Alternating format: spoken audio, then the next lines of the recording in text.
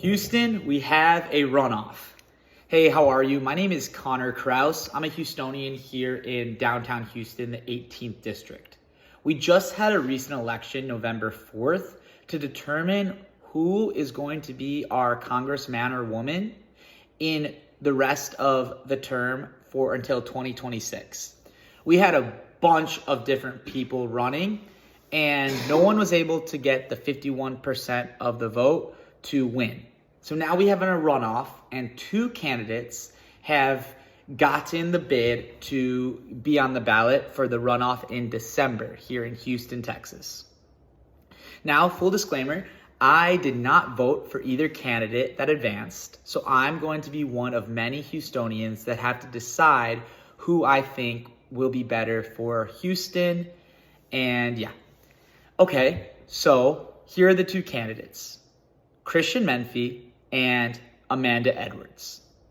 Now, what I'm going to do here is I'm going to be very bipartisan, and I'm going to be very positive. I'm only going to spread good vibes only about these two candidates because they're going to be representing my district, District 18, and I only want Houstonians in this district to succeed. So I'm going to try to talk about the good of each candidate so you guys can decide who you want to vote for. All right, let's begin with Christian Menefee. Christian Menefee is a attorney general here in Houston, Texas.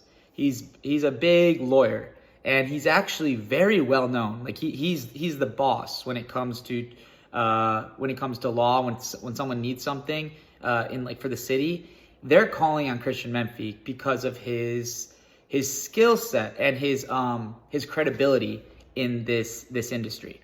Christian's now running for Congress. Something that's really cool about Christian is he's a big promoter of Black excellence, which all Americans should get behind. Another thing Christian Menefee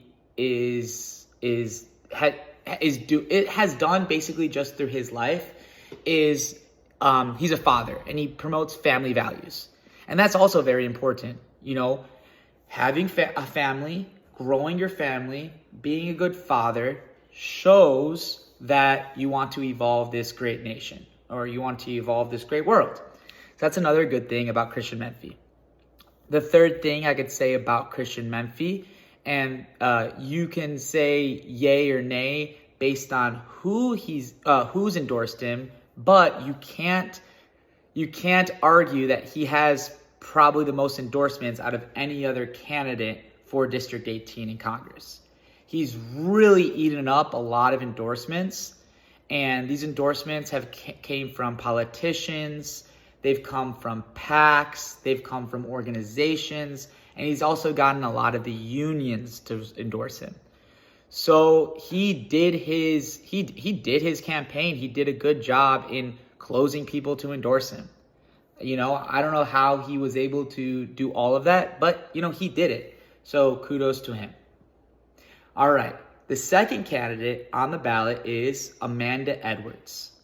Amanda Edwards grew up in Texas her whole life. She went to Harvard University, which is an Ivy League school. It's not an easy school to get into, so she definitely has some high intelligence. She was a city council member before this, so she has some experience in elections and, helping Houston, Texas.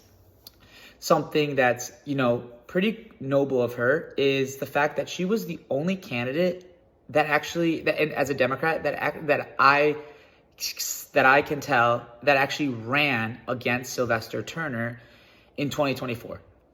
And the reason why that's important was because Sylvester Turner had cancer, and he should have not been the person to even have been running.